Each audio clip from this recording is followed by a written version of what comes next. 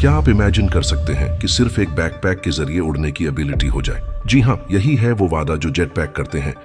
और ये सिर्फ फिल्मों में नहीं, असल में भी मौजूद है। फ्रांस में एक प्रदर्शन के दौरान एक जेट पैक फ्लाइट ने पूरी दुनिया को हैरान कर दिया, जिसमें फ्रांसीसी राष्ट्रपति इमैनुएल मैक्रोन भी शामिल थे।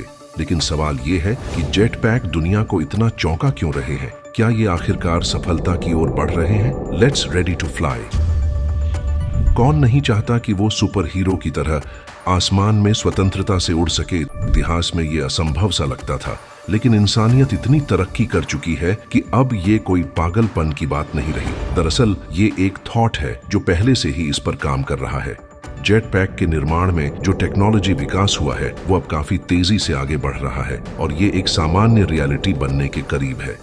हालांकि ये पहले से कुछ समय से मौजूद हैं और कभी ज्यादा सफल नहीं हो पाए, लेकिन अब ये बदलने वाला है। हम इस तकनीक के शिखर पर पहुंच रहे हैं। जेट पैक की कहानी उतार चढ़ाव से भरी रही है। सीधे शब्दों में कहें तो जेट पैक एक पोर्टेबल डिवाइस है जो यूजर को जेट प्रोपल्शन के जरिए उड़ने की क्षमता देता है। जेट पैक के पहले प्रोटोटाइप 1990 में रूसी आविष्कारक अलेक्जेंडर फेडोरोविच आंद्रेयेव ने विकसित किए थे। हालांकि 1960 के दशक तक ये जेट पैक वास्तविक रूप में आकार लेने लगे थे और काम करने योग्य एडिशंस का विकास हुआ। पहले jet pack hydrogen peroxide rockets का उपयोग करते थे, जिन्हें ऑक्सीजन वाटर के नाम से भी जाना जाता था, और ये बेहद कम समय के लिए उड़ान भर सकते थे, आमतौर पर 1 मिनट से भी कम। जेट पैक इतिहास का एक महत्वपूर्ण पल 1965 में हुआ, जब जेम्स बॉन्ड के किरदार में शॉन कॉनरी ने फिल्म थंडरबॉल्ट में जेट पैक का उपयोग किया। इस घटना ने जेट पैक को पॉपुलर इमेजिनेशन में डाल दिया और इसकी टेक्नोलॉजी में रुचि बढ़ाई। लेकिन अब जेट पैक विकास के एक नए चरण में है। जैसे जैसे तकनीक का विकास हुआ है, जेट पैक ने नए मुकाम हासिल किए हैं। उदाहरण के तौर पर एविस रोसी का बुर्ज खलीफा के आसपास उड़ान भरना और अल्फा जेट फाइटर्स के साथ उड़ान भरने वाला प्रदर्शन यह दिखाता है कि ये तकनीक अब वास्तविकता के करीब है। जेट पैक एविएशन ने अपनी JB-10 जेट पैक को FAA से सर्टिफिकेशन प्राप्त किया है, जो एक महत्वपूर्ण कदम है। JB-10 200 किलोमीटर प्रति घंटे की रफ्तार से उड़ सकता है और यह 10 मिनट तक उड़ान भर सकता है। इसके अलावा JB-12 में कई सुधार किए गए हैं, जैसे बेहतर कंट्रोल सिस्टम और हल्का डिजाइन, जो इसे और भी सुरक्षित बनाता है। ये जेट पैक 200 किलोमीटर प्रति घंटे की रफ्तार से उड़ सकता है और 3000 मीटर तक की ऊंचाई तक उड़ सकता है।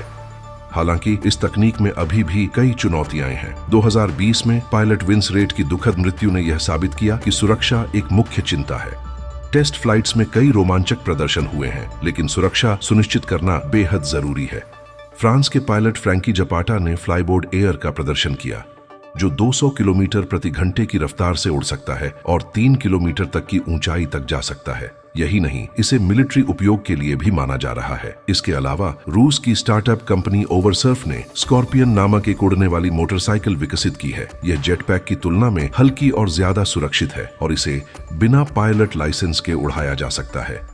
वहीं कैलिफोर्निया की कंपनी किटी हॉक ने किटी हॉक फ्लायर पेश किया है, जो 32 किलोमीटर प्रति घंटे की रफ्तार से 20 मिनट तक उड़ सकता है।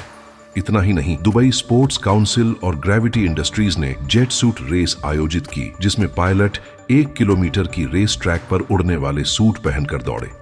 यह एक नया कदम है जेट पैक स्पोर्ट्स की दिशा में। अब भी जेट पैक की उड़ान में समय, सुरक्षा और अन्य तकनीकी समस्याएं दूर करने की आवश्यकता है। लेकिन जैसे जैसे ये तकनीक विकसित हो रही है, एक दिन हम इन्हें आम ट्रांसपोर्टेशन के साधन के रूप में देख सकते हैं। तो बताइए, क्या आप जेट पैक के साथ उड़ान भरना चाहेंगे? मुझे आपके कमेंट्स का इंतजार रहेगा। और हाँ, इस चैनल को सब्सक्राइब करना न भूलें, क्योंकि मैं आपको लेटेस्ट टेक्नोलॉजी, रोबोटिक्स, AI और इनोवेशंस के बारे में जानकारी लाता रहूंगा। वीडियो देखने के लिए धन्यवाद।